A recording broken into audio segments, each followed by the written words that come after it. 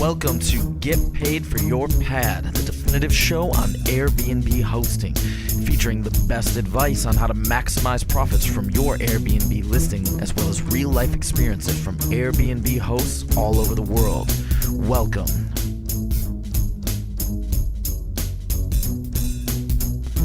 Get paid for your pad. Get paid for your pad. Get paid for your pad. Get paid for your pad.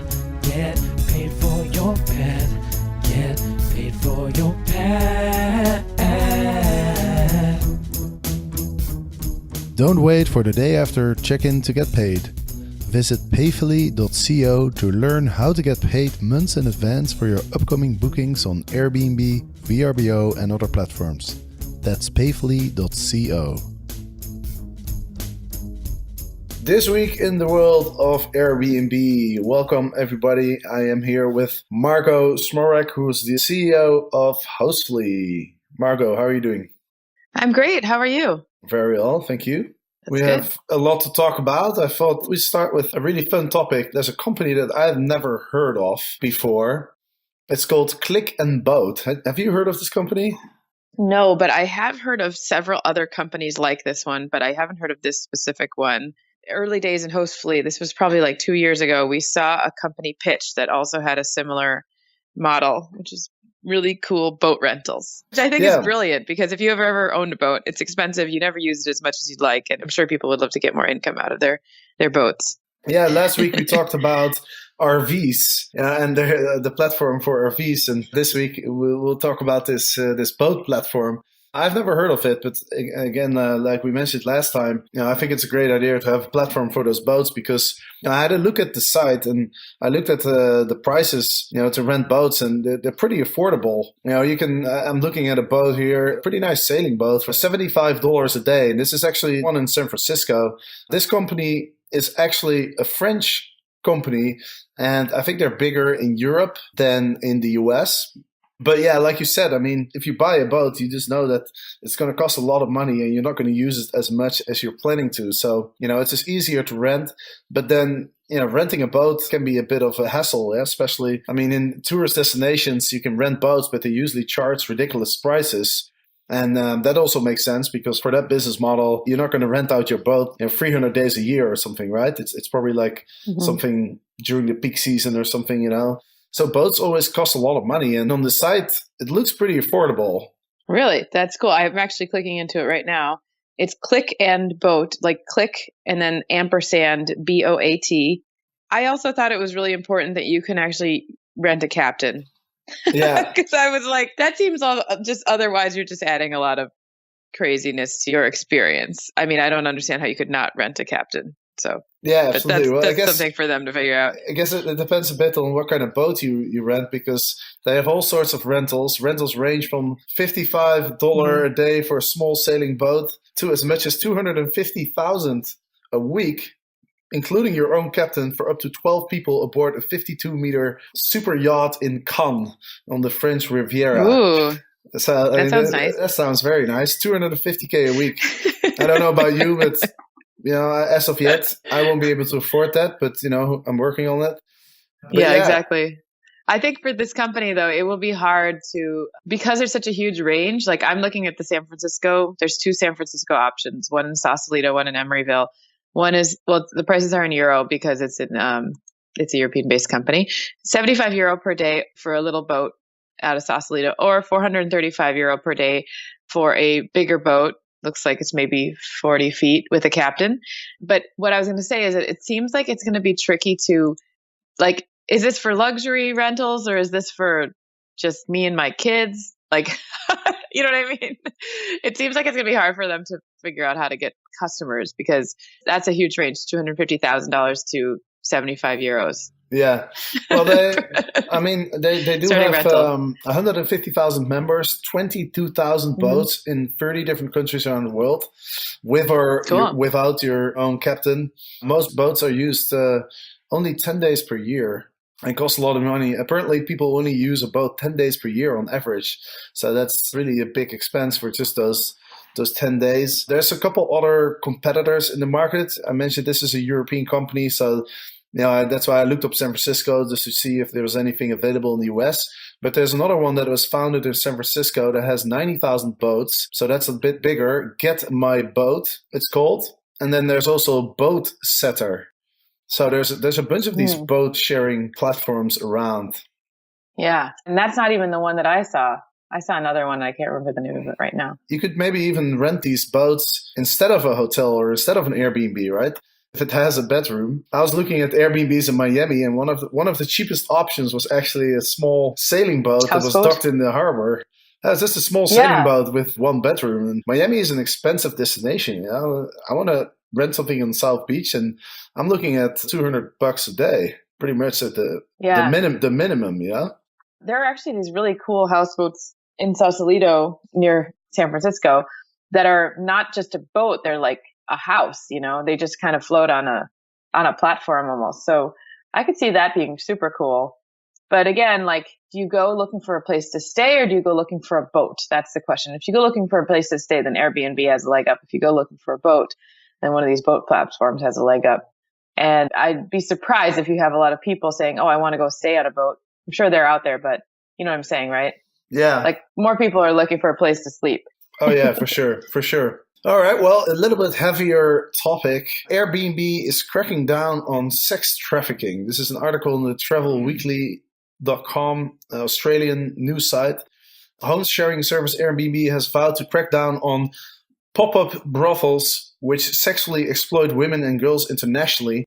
The service will invest in technology that aims to expose modern slavery, following concerns that traffickers are using rental properties to mask illegal activity. Airbnb is in the business of enabling people to rent out their rooms. And, it's hard to kind of control what people do in those rooms and houses and, what they're using it for and to prevent people from engaging in illegal activities. But now they're, with this new technology, apparently it's going to be a bit easier for them, to sort of like find out if there's a chance that those illegal activities will take place, etc.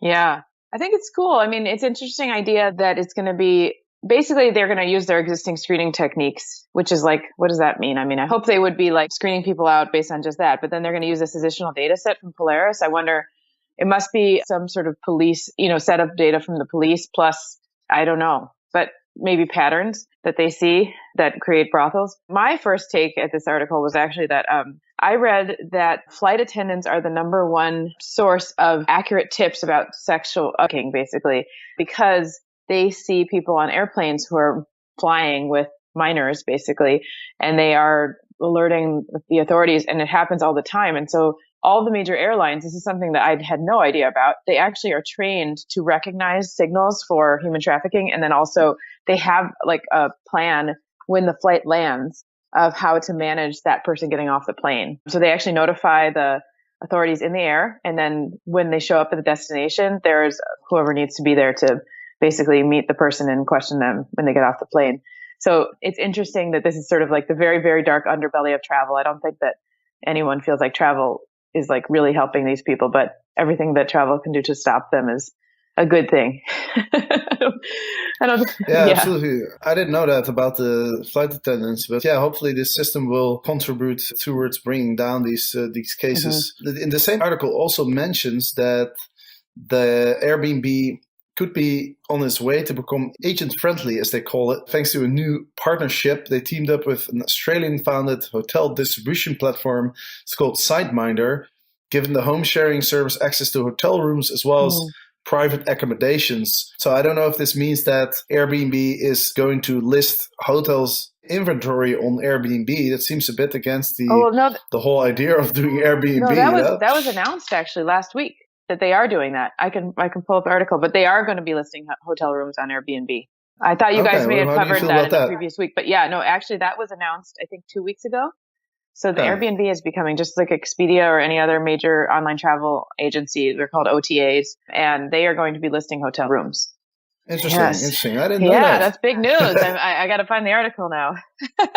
What do you think? Well, it doesn't surprise me. I mean, Airbnb has said that their growth needs to be like, just so much that you have to imagine that they're going to go into other areas of travel. That's why they mentioned flights, 2 years ago at the Airbnb Open in Los Angeles, because if you just look at how much revenue they want to grow by over the next few years, like they have to be growing into other areas of travel. They just can't make enough in home sharing by just growing unit by unit on home sharing and vacation rentals to sustain that. So it doesn't surprise me at all. I'm going to try to find the article so we can actually mention it here, but I'm sure that happens. But I imagine this is going to be a different platform, though, right? I mean, it's not going to be like you're looking for an Airbnb and then suddenly you have to weed through all these hotel rooms. Yeah, I don't know how the execution plan is going to work. I know that they definitely announced that they're going to add hotel rooms to the platform. It's a good question, though. I remember I booked a place in Croatia and Split a few years ago. And I thought I booked someone's apartment, but when I arrived, it turned out it was more like a hotel. What kind of a hotel that also has a couple studios. And I was a bit disappointed, actually. I was like, hey, if I want to book a hotel, I go booking.com. I felt kind of like misled. Yeah. So I think if they are going to do this, then, I think they have to make it very clear, okay, this is... maybe you can select whether you want to have like a house, somebody's house, or you can maybe select hotels. So like it might be a different part of the website or so, but at least it definitely has to be very clear, whether people are renting a hotel room or somebody's room or somebody's house. All right, let's see. Yes. What else? While you are searching, let me go to the next article. So San Francisco, obviously, they removed a lot of listings recently.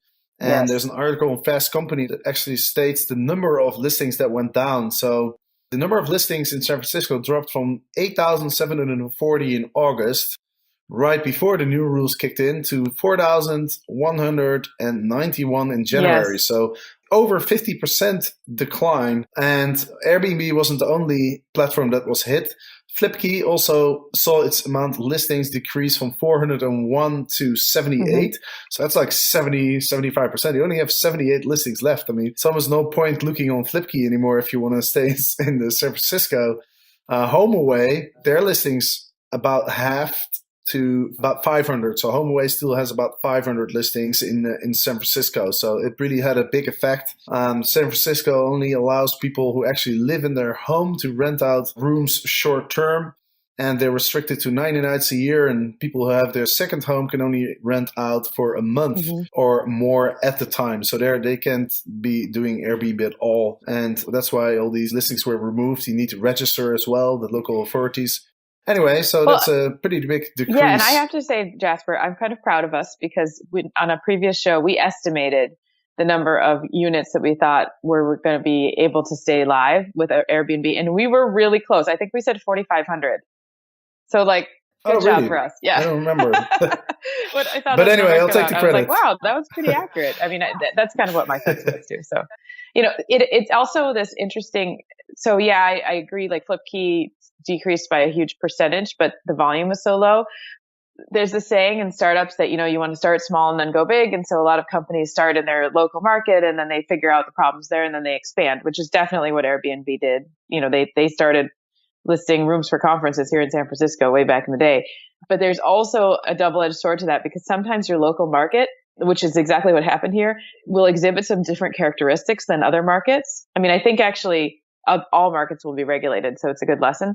But this is actually an interesting story in terms of startups where they started local and now they're getting basically penalized for being local. And they used to talk about the number of listings on the platform and how much they were growing. And they're going to see a lot of crackdown on the number of legal listings around the world. So I think that you're going to hear less press about the number of listings on Airbnb and more press about revenue, about growth, about types of traveling, about, acquisitions and stuff like that. It's just going to be the different storytelling from their PR agency, their PR team. Sorry. Yeah, their PR team is typically pretty good, I think. Yeah. So I agree. They find a way to pick out the most positive sounding statements. And everything. Exactly. Talking about San Francisco, if you are an Airbnb host in San Francisco or Los Angeles, then you can soon list Beenest, which is the Airbnb for cryptocurrency users or the Airbnb on the blockchain. It's basically Beenest. Their ambition is to create a similar platform as Airbnb without charging any of the commissions and using blockchain technology to sort of perform all the tasks that the people at the Airbnb office basically do. And they're going to run a beta platform. If hosts are interested, if you are in San Francisco or Los Angeles, go to btoken.com/hostinterest.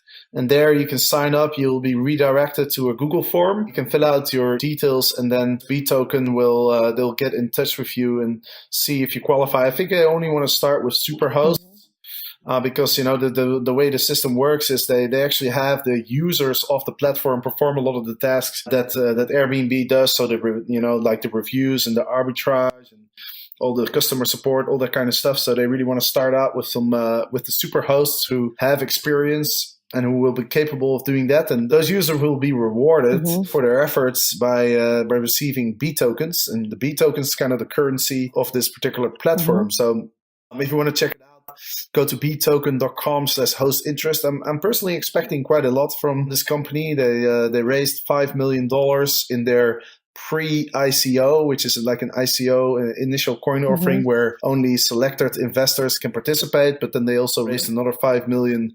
I think actually they raised 15 million in total. They also raised 5 million in a public ICO. There's a lot of, if you look at the team, there's people from Uber, people from Facebook, people from Google.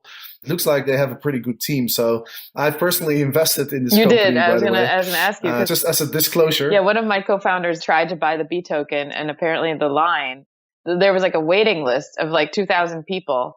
And so they couldn't even get in. Like there was a ton of interest in the ICO. Yeah. But not to be a Debbie Downer about it, but there's a lot of interest in ICOs right now. So it's a little bit hard to say what's going on. And the team does look great. I mean, it's all about execution, right? So, yeah. Yeah. No, that is true. Although I have to say it's not as crazy anymore as like 6 months ago or something, when, if you just have a white paper and you just have some random business idea, like people are just pouring money into it. Right now, it's more like certain selected product companies that really sell out quickly.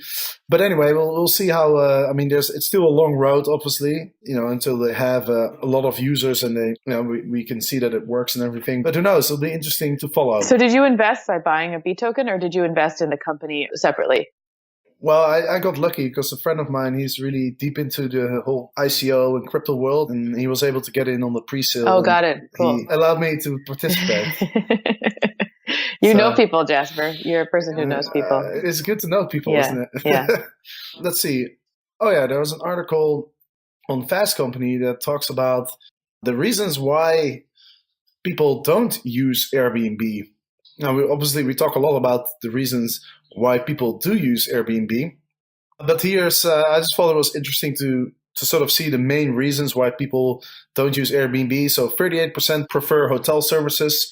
38% say it's uncomfortable staying in somebody else's home. 37% prefer hotel property amenities. And 36% say they prefer hotel room amenities. So hotel property amenities and then hotel room amenities. So I guess could be a sign that we should work on our amenities a little bit as Airbnb hosts. That's right. Or you're preaching to the choir here. 34. Yeah, I guess so. 34% say option never occurred to me. That's interesting. Yeah. I guess those people have never. I feel like awareness has pretty much reached almost, well, at least in the Western world. Like I don't know. I think you're a little bit in the bubble, you're like in the very center of the bubble. So if somebody's outside of the bubble, you might not even know about them.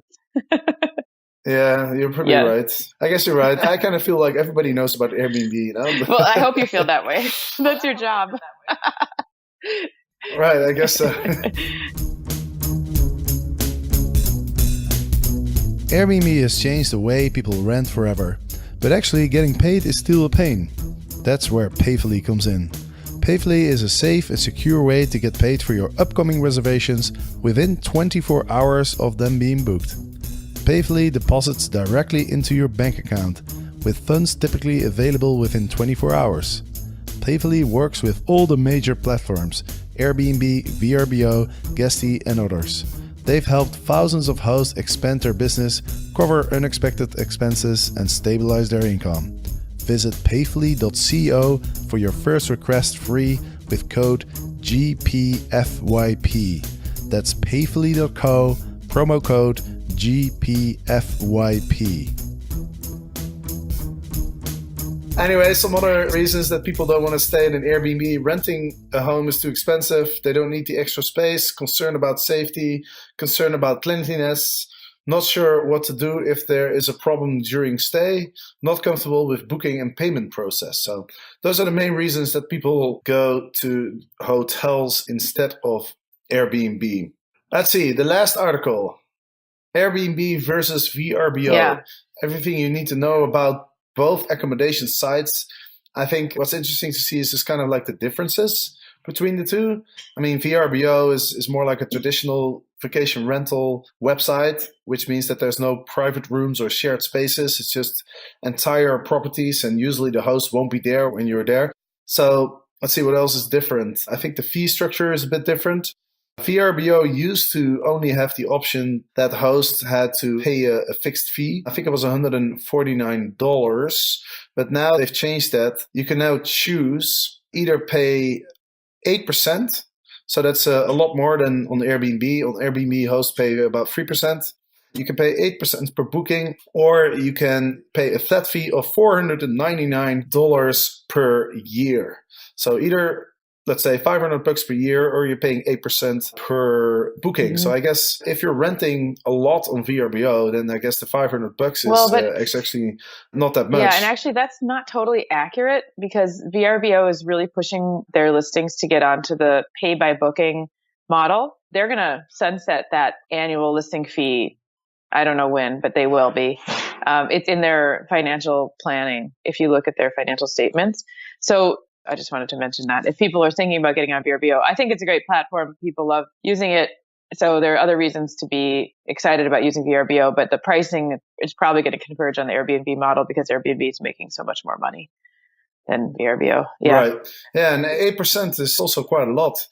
8% per booking, because they're also charging the guests between 6 and 12 as well. So it's kind of a bit expensive. Yeah. The other difference is that VRBO has a lot more filters. Where it says here in the article, where VRBO shines over Airbnb is its suite of filters. Users can search by location type, beachside, lake view, mountain view, ski rental, and more. And so, that's Airbnb has fewer filters. So that's stated as like a kind of an advantage of VRBO. Other than that, I don't know. I think they're pretty similar. They both have a review section, and I think the way that the sites work is probably quite similar. Mm-hmm. Yes.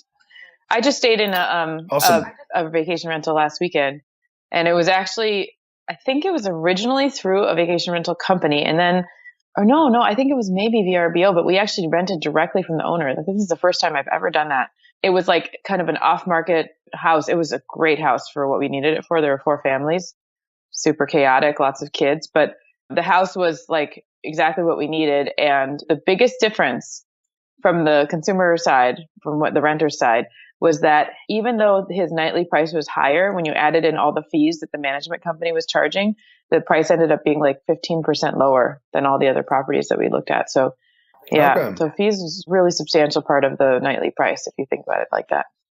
Yeah, that's a lot. Yeah. By the way, I forgot to mention, for those who are interested in that B-Token platform, episode 223, I actually interviewed the head engineer and also the co-founder. So if you want to know more about this platform, then go check out episode 223. Cool. Alrighty, we're running out of time. Yeah.